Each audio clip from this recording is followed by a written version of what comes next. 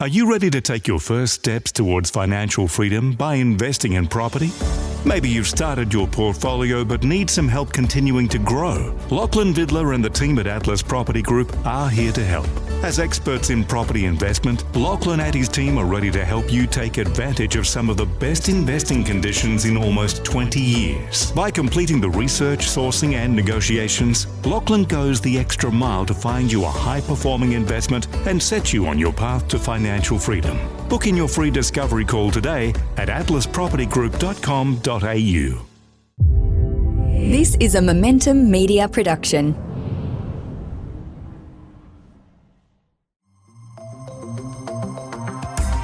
Welcome to the Smart Property Investment Show, the podcast by investors for investors. Hello, everyone. Welcome to the last Smart Property Investment Show of 2021. It's Grace Ormsby here joining you. Merry Christmas to all our listeners wherever you are in the world. And I can't believe we're on the cusp of a brand new year. And what a year 2021 actually was. Joining me via Zoom, because we are still being COVID safe, is Juliet Helmke, who joins me in the SBI editorial team. It's been a massive year for us, hasn't it, Juliet? Welcome to the show to start with. Thanks. I'm doing so well, Grace. How are you? I'm good. I just can't believe that we're on the cusp of another year already, but that's what we're going to be talking about today. We're going to be looking back. Before we look ahead at what 2022 will have in store, I think it's worth taking a look back at 2021. We're dissecting the top 5 stories on the Smart Property Investment website over the year, and there's some interesting ones in there. From your perspective, Juliet, what's the year been like? There sure are some interesting ones in here. You know, it was obviously another massive year for everybody around the world. Lots of changes thrown at us. And I think when we take a look at these stories, we'll really see once again how predictions were made. Some of them were accurate. Some of them just did not anticipate the events that were to come, despite the fact that we were at that point, you know, in the midst of the pandemic. But yeah, I think that really we've got a number of really great stories to look at, and they're really reflective of kind of all of the great work that people have put in over this last year to sort of keep the industry ticking along. Before we do go any further, I want to let everyone know Juliet did join us mid-year, but before that, you're actually living in New York, Juliet, which would have been a very interesting place at this point in time, given COVID-19. Talk us through what that was like before you did come out to Australia. Yeah, that's correct. So the beginning of, this time last year, I was eagerly anticipating this move to Australia. Still living in the United States, trying to navigate all of the very tricky aspects of a mid-pandemic international move with the canceled flights and everything that came with that. Hit the ground over here sort of around March of this year, and was very lucky to land at Momentum and on the real estate team with you, Grace, looking at SPI and jumping into that world, which has a lot of similarities to New York, as well as a lot of differences. There are ways in which the property market over there has a lot of parallels, and some of the trends that have been happening over the last year have really been seeing around the globe, certainly with lower interest rates and what that's been doing to property prices. But at the same time, it's a totally unique environment over here. So getting to know a lot of the nuance of that has been a real treat. Yeah, and some of those we are going to be unpacking today. But before we do, I do want to let all of our first time and new property investors who are tuning in, I want to let them know that we have our first ever buyer's guide, Getting Started on Your Property Investing Journey. This is thanks to our partner, Bluestone Home Loans. We've put a massive amount of time and effort recently into creating the toolkit that you will need to get underway and fast track your finance to get started on your first property purchase with the leading non-bank lender in Australia. Jump to the homepage of smartpropertyinvestment.com.au, register your details, and learn how to buy property coming into 2022.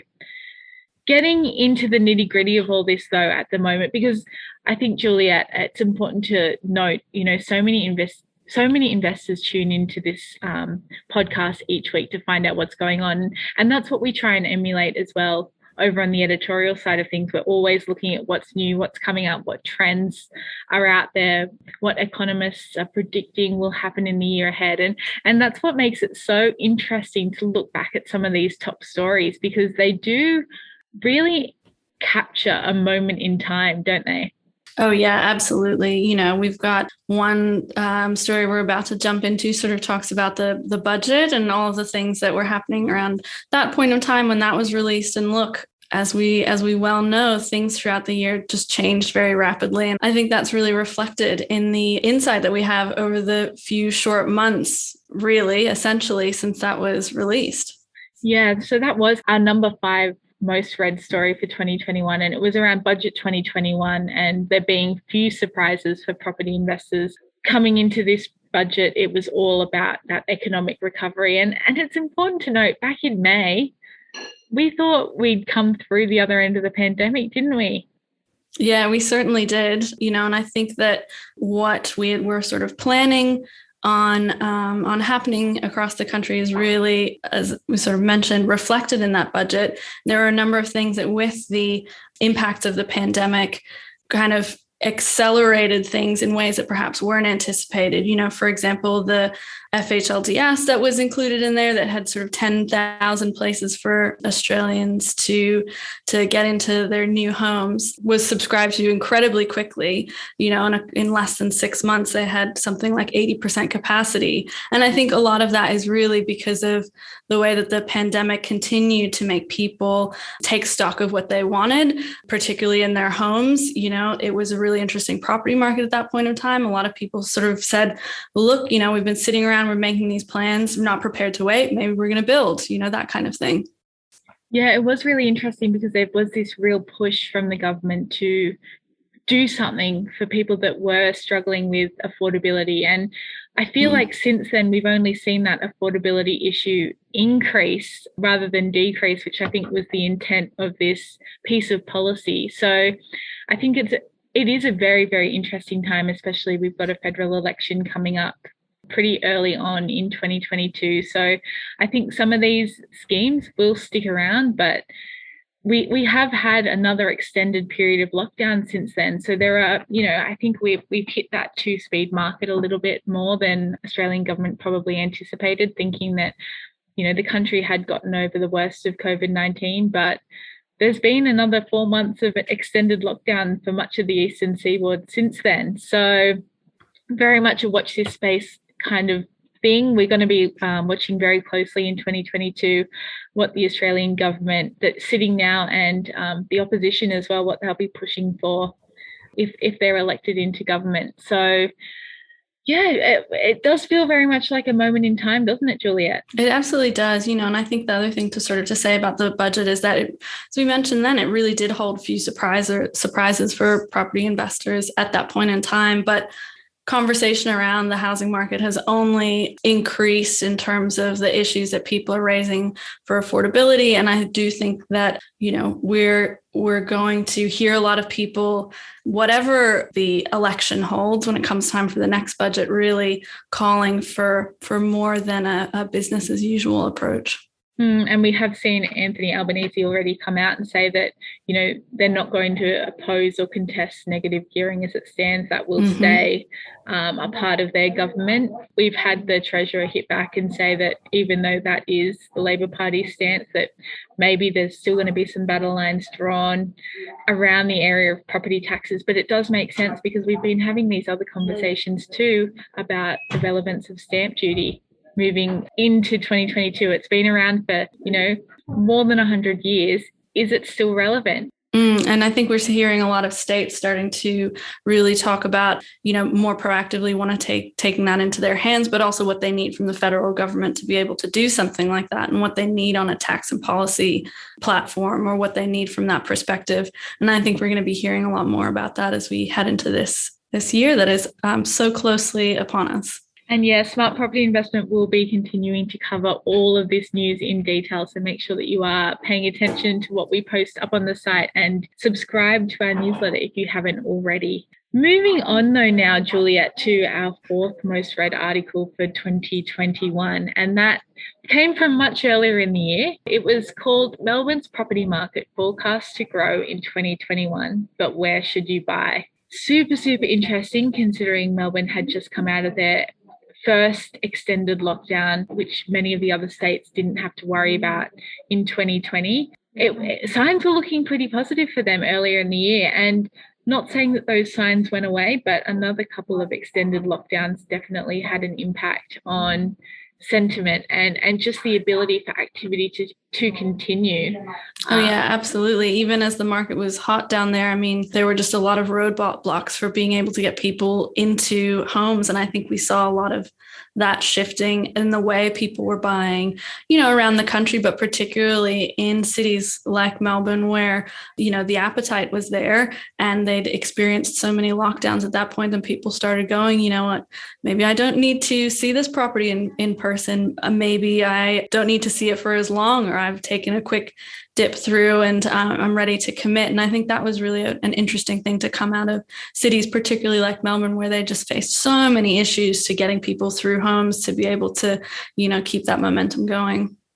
Yeah, and I do think that whatever did, transpire across the year for Melbourne and Victoria more generally, we have seen that exodus of people tending to go north up into Queensland, Gold Coast and Sunshine Coast in particular. But we have seen people moving. We're still seeing some appetite in that Melbourne market. There's a shortage of land supply at the moment that's been exacerbated by home builder becoming so popular and a lot of people looking to move into house and land. But I think there's still a lot of positivity in that marketplace, especially when the international borders are properly open and functioning, and we do have migrants and expats sort of looking to return, students as well, because they will take up a lot of that supply that's now sitting in the market.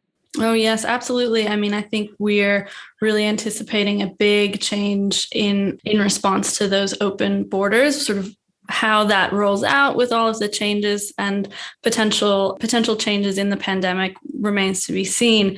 But a lot of people have been looking forward to that, not only for the kind of ability to get, for example, like international students back in to be renting out these properties that sort of were traditionally kind of student accommodation, and to have those expats who've been trying to get home, which I know that experience so well, coming back in and taking part in the market. But also just the fact that the open borders will really reinvigorate these cities that we have that have come out of these extended periods of lockdown and are trying to kind of get their spirit back a little bit, with so many people kind of moving out and the markets really continuing still to rise within them. I think we need a little bit more of that energy in our capitals, and it'll be exciting to see that happen. And we are seeing some real concerted pushes by councils, state governments, to make sure that those opportunities are there for when people can come back. So very exciting times ahead. We're going to take a quick break now, but we'll be back soon with our top 3 stories from 2021. Stick with us. Looking for a blue chip Gold Coast investment property, or trying to relocate to the beautiful sunny Gold Coast but keep missing out on the right properties? Maybe you need an expert on the ground to source the right property for you. The Srama Group are the leading recommended buyers agency specific to the Gold Coast, providing their clients with exclusive off-market property opportunities, specific insights into market, combined with a large network of dedicated professionals to ensure you make the right decision without the hassle. Get in touch with us at thesramagroup.com.au and secure your financial freedom today. Welcome back to this episode of the Smart Property Investment Show. I'm joined by Juliet Helmke from the SBI editorial team. Juliet, we've been counting down the top 5 stories on the Smart Property Investment website for 2021. And it's important to note, I think, for our listeners, that these were our most read articles for the year. We've done a big data scrape. We've gone and had a look at those articles that have had the most relevance for our readers. And these are the ones that have really resonated. And I think this one particularly, I can completely understand why. It's 10 predictions for Australia's property market in 2021. It feels like a long time ago, January 2021, when this was written, but it's an interesting snapshot in time, isn't it, Juliet, looking at some of these? Oh, it certainly is. And, I will say, despite the curveballs that were sort of thrown at everyone through this year, I think that, there's some really good predictions here. And what we did see was that when things sort of earlier in the year were accelerating because things were feeling a little more back to normal because of the few lockdowns that we were experiencing across the country. A lot of these things really were happening. Cities starting to reassert their strength despite 2020 really seeing that big kind of migration out of cities. But then, of course, we hit lockdowns again. And I think a lot of the things that we had encountered in 2020 kind of ramped up again. So as much as I think this piece is very accurate, it also kind of couldn't have predicted what was to come for the year ahead. Definitely not. There's all this talk about thinking big on the next wave of transport and social infrastructure projects. And we are seeing some of that happen. And urbanization being on hold, but with cities to reassess their strength. And I think we are seeing that. It just has been pushed back a little bit as a result of economic slowdowns from, once again, everyone being forced into lockdown, especially across Canberra, Sydney and Melbourne. But, that shifting pattern of prime residential demand, we've seen that all through this year still. We've seen the short supply of prestige residential rentals. Investment performance has maintained and probably exceeded so many people's expectations. So even though I don't think the year panned out as anyone could have expected, it's still a very interesting piece, a really good snapshot in time. And all of these predictions are still ringing true. Absolutely. And I think, that number 9 prediction we're seeing there of overseas investors sort of driving the office market is one in particular where, we almost could push that forward to now. It's these things that we kind of expected for a year where we were really hoping to sort of be waving goodbye to the pandemic and kind of getting to a point where we were carrying on a little more as normal. We're predicting and maybe also hoping, for everybody's sake that we can make those predictions again and say, actually, okay, let's now at 2022, maybe that's the year where we will see some of this activity resume. Yeah, and I think APRA's decision to put in that serviceability buffer a little bit higher than it has been previously may have halted some things, but we've already seen the Reserve Bank talking about maintaining its rates well through to 2023, if not 2024. And I think the environment that investors find themselves in the moment is still just as good as it probably was 12 months ago, maybe even better, although they're probably missing out on some of those capital gains that may have happened earlier this year. But it's not the end of those.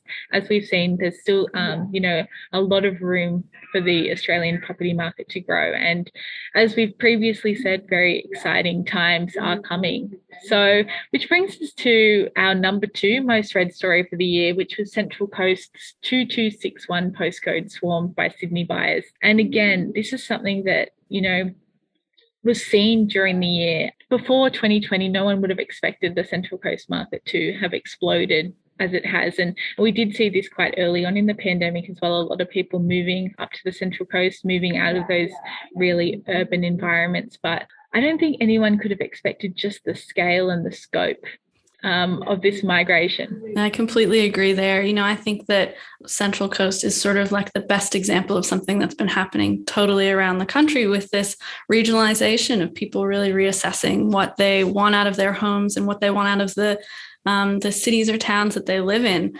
I think that last year we kind of had a lot of humming and hawing over, but is this going to continue? The people who've moved out during the pandemic are going to they'll be sort of flocking back to cities when this is over, in 2021, as we were thinking and hoping, and really expected to perhaps see some of those people coming back into cities, not anticipating the fact that, we would have more lockdowns. And I think now there is certainly more of a kind of an understanding of the fact that this is really a long-term shift. And I think that has, due to the second and third and sort of fourth lockdowns that we had, has made a lot of companies reassess whether they're prepared to have workers, really working from home in a permanent way. And that's made, a lot of people that have moved out of cities pretty, I think, happy and determined to, stick it through, and a lot of others looking at them and saying, you know what, that looks pretty good. So I do think that this is just going to continue, and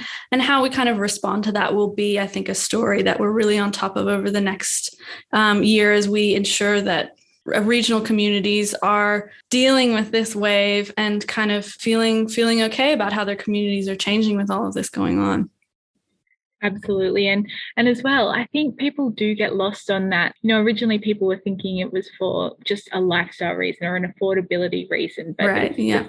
they're not the only reasons that people do move. For some people, it's, less traffic, it's a slower way of life. It does come down to affordability, but it also, just the community. It comes down to, socialization. There's so many more reasons I think that we need to be thinking about this migration and this mass migration than just the fact that they're looking to be able to work from home and maybe do it at a cheaper rate than they could otherwise. But yeah, absolutely. And I think really supporting this migration, because look, that everybody stands to gain from that level of sort of growth in more regional areas and the sort of spread in urban areas. And so I think really making sure that we're not treating it as a trend and properly addressing it and properly addressing the infrastructure that we need around it will be something that will continue to be sort of talked about as the year goes on.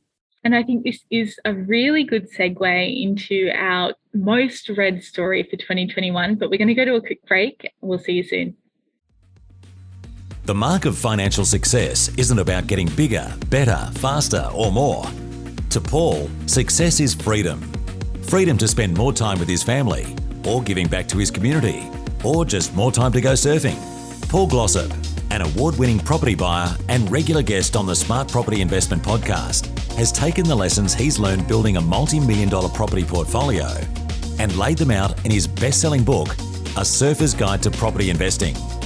For a limited time, get your free copy of Paul's award-winning book and receive a roadmap for building both lifestyle and wealth through property investing. Grab your free copy today at purepropertyinvestment.com. Welcome back to the Smart Property Investment Show. I'm joined by Juliet Helmke, a member of the SBI editorial team. We're counting down the top 5 most read stories on the website over the past 12 months. And it's been an interesting journey, hasn't it, Juliet? Writing these stories day to day, seeing the changes that we've seen over the last 12 months. I don't think anyone could have expected that, many of the regions across Australia would be seeing growth upwards of 20%. That's in places like Sydney. And then we're still seeing growth of almost 30% down in Tasmania. These aren't isolated, though. I think it's been so unprecedented, the amount of just Australia-wide growth that has been seen in the marketplace. Is that something that you could have ever expected? I know you've spent time in both Australia and the US, and from my perspective, it's been a very interesting thing to be writing and reporting on. Oh, absolutely. Yeah. And I think that this is another one where I'm sort of seeing those trends that are really mirroring each other, halfway across the world, because it's also completely happening in the United States as well. A lot of people looking to regional areas, looking to the things that they offer. As you say, it's not just lifestyle. It's a huge number of other factors, and saying, that's actually where I want to base myself. And now I think I have the opportunity to be able to do it. Yeah. Which brings us to our number 1 most read story across the entire Smart Property Investment website over 2021. And that's top regional towns tipped for growth in 2021. So much earlier this year, Propertyology's head of research, Simon Presley, jumped on an episode of the Smart Property Investment Show with Bill Tarrant, and the pair of them we're making predictions for 2021 and what investors can expect. And I love this quote from Simon. He says, "I'm absolutely certain that just as we saw in the last 5 years before COVID, the best performing property markets were not capital cities, they were regions, and there was lots of them." It's so bizarre now to think back to what pre-COVID-19 was. We've been living through this now for so much time that I think we have realized now that this is the new normal. But I think, for investors, it's just a reminder of how much value there actually is in the regions. It's not just capital cities that are going to provide capital gains to anyone who is looking to invest. And often in the regions, it's at a lower price point. So it's a much more achievable way to be entering the market and starting on that journey. Oh, absolutely. And look, you look through some of these names, it makes total sense. They're the names that in Australia we've always talked about as those like gorgeous places that we'd love to visit, that everybody's saying, oh, you must go. We've got Queensland's list here. We're talking about Townsville, Hervey Bay, Sunshine Coast, Gold Coast. And it seems totally natural that now we're having more and more people who are saying, if I can live there, why not live there as opposed to just visit there. And I think that's just great. I think that's really such a benefit to the country. And I think that a lot of savvy investors are looking at that and saying, this is a real opportunity for me to contribute to this growth as well, and to sort of contribute to these regional areas. And, we like to see that sort of happening. Yeah, like Darwin. We've seen so much growth up in Darwin over the last 12 months, and there's not really any signs of that slowing down. I saw a piece the other day, talking about how the industrial markets up there are booming at the moment.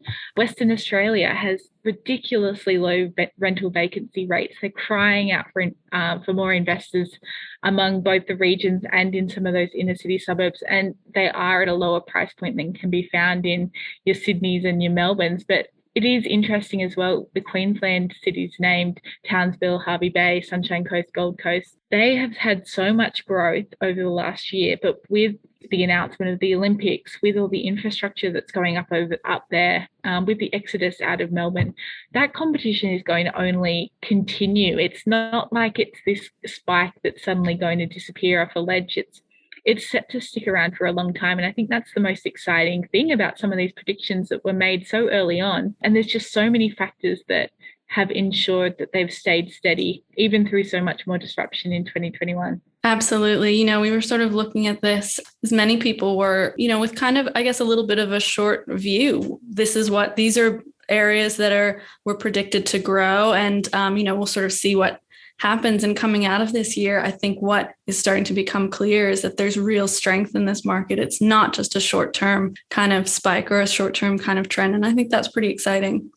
Yeah, and we've seen so much intention from the banks and APRA and the RBA that they don't want to be going. And while we have seen rates lifting recently with the banks, we're not really seeing anyone trying to completely stop the market. Everyone is pushing for this growth to continue, and they're going to do everything in their power to ensure that nothing does stall. We did see some pretty doom and gloom predictions that we might see 10% loss in the property market over 2023 earlier in December, late November, but that's since been shut down by a lot of other sources. And, given that there's been so many periods of financial instability and economic shakiness over the years, and we've only really seen drops of 5%, I think looking forward, everything should stay pretty stable. And we'll be doing a lot more work on this over on the Smart Property Investment website over the coming months, and even further beyond that. Oh, definitely. And I think that we're going forward also with the knowledge of the hindsight of how changeable predictions kind of can be, particularly with the events of this last year. If we didn't, I guess, perhaps learn it in 2020 of just how quickly things can change, 2021 really showed us that being nimble really pays off, being able to, do your research and really prepare for what you think is going to happen, but also just being able to be adaptable and flexible as things quickly adapt to global happenings around the world.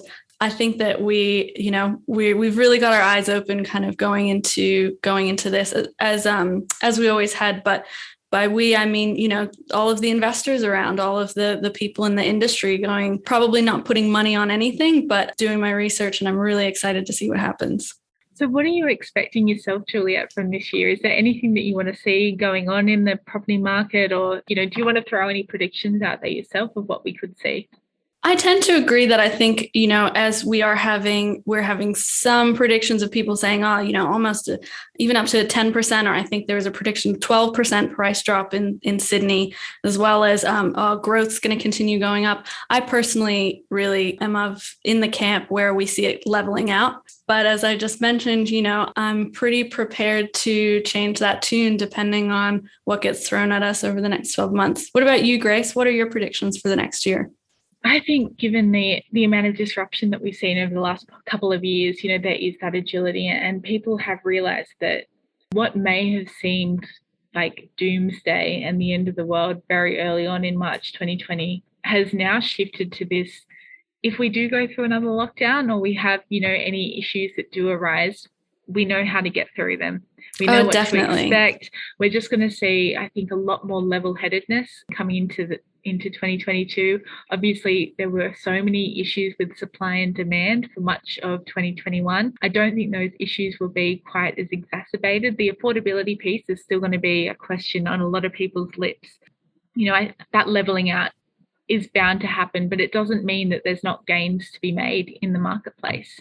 I think that's true. And I think what you're saying about that attitude is spot on. And we'd really love to see that, this kind of not inviting the change on, but sort of saying like, yeah, throw it at me. We've been through this. We know what to do. So I think a lot of people are really, they've just gotten smarter and smarter of being able to understand where their portfolios are, what they would do in certain different situations, because we are feeling like we kind of have to prepare for every eventuality.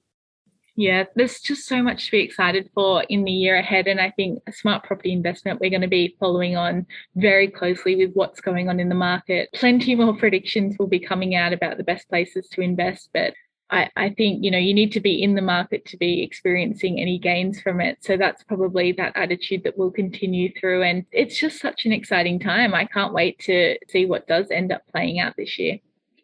As do I. So there you have it. That is our top 5 stories on the Smart Property Investment website from 2021. It's been a massive year.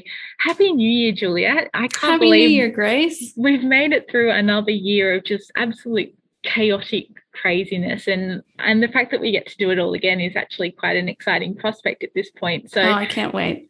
To everyone who is listening along, have a great new year. We can't wait to be keeping up to date with more investors across the year. We'll be getting on a lot more special guests, a lot more experts in the field to talk through their predictions and what they're seeing in the marketplace. And stick with us. It's going to be a great adventure. Absolutely. If you like this episode, please like or review us on whatever platform that you're using to listen in. And if you have any questions for anyone here at Smart Property Investment, don't hesitate to reach out at editor@smartpropertyinvestment.com.au.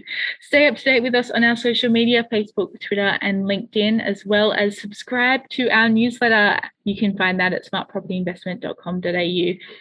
We can't wait to see you in the new year. I just can't believe how quickly this year's gone by, but 2022 is already shaping up to be a cracker of a year. So keep up to date with us. Let us know what's going on in your world. We're always keen to hear it. But until next time, stay safe and well. Bye-bye.